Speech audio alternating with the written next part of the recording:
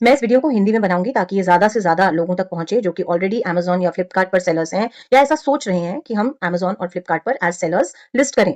आपने अक्सर बहुत सारे कोचेस को ये बोलते हुए सुना होगा कि Amazon और फ्लिपकार्ट पर आप लोगों को as a small business list नहीं होना चाहिए, मगर इनमें से बहुत सारे कोचेस ऐसे भी हैं जो खुद ब्रांड ओनर्स हैं और आप देखेंगे कि उनके ब्रांड्स Amazon और फ्लिपकार्ट पर लिस्टेड हैं। इसके आपको मेजरली दो रीजंस दिए जाते हैं। Number one, that you don't own the customer, मतलब आपको कस्टमर का डेटा आपके पास नहीं होता, and number two, return rate बहुत हाई होता है ई कॉमर्स प्लेटफॉर्म पे। अब मैं आपको इन दोनों ही पॉइंट्स को समझाना चाहूंगी कि ये मैं क्यों पूरी तरह से सहमत नहीं हूँ इस ओपिनियन से।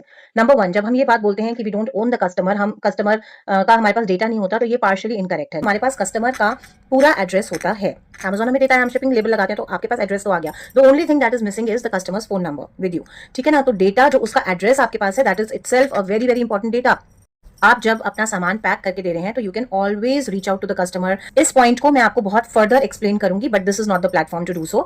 आप उसके लिए मेरे को डीएम करके संपर्क कर सकते हैं।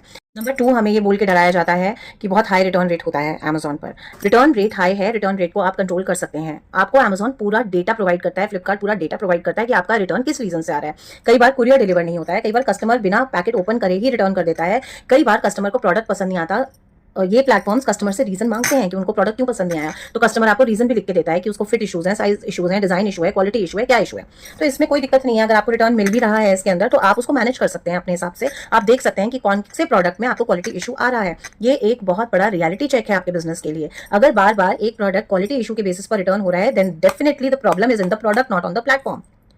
मैं ये भी मानती हूँ कि बहुत फ्रॉड कस्टमर्स मिलते हैं आपको, कई चोरियां होती हैं, इस बारे में भी मैंने वीडियो बनाया हुआ है, लेकिन उसका परसेंटेज बहुत कम है। अगर हम अपना प्रॉफिट, अपना रेवेन्यू एक तरफ रखें और ऐसे फ्रॉडुलेंट कस्टमर्स को हम एक तरफ रखें, तो उसका जो रेशियो है वो बहुत कम है। You know, it is negligible and that itself can be manage. Number one, you can put safety claims. ठीक है, आप अच्छे से अगर उसको डॉक्यूमेंट करते हैं, आप उसके वीडियोज बनाते हैं, फोटोग्राफ्स बनाते हैं, तो आप अपना सेफ्टी क्लेम ले सकते हैं Amazon पे, और Amazon बाकायदा आपको सेफ्टी क्लेम देता है, फ्लिपकार्ट भी देता है। एक चीज आप बिल्कुल इग्नोर नहीं कर सकते हैं कि Amazon और फ्लिपकार्ट आपको वो देते हैं जो आपकी वेबसाइट बहुत टाइम तक आपको नहीं दे पाती, या आपका इंस्टाग्राम बहुत टाइम तक आपको नहीं दे पाता, and that is national visibility of your brand.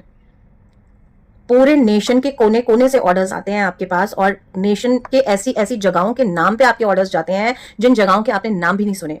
You know, you did not know that those places exist within our own country, and there your product is going, and the customer knows that this is a particular brand that has sent me this product. Southern India में, West Bengal में, Assam में, गुवाहाटी में, North East में, हर जगह North India में मेरे parcels जा रहे हैं। You are a known brand to the whole country, to the whole nation. क्या ये एक छोटी बात है?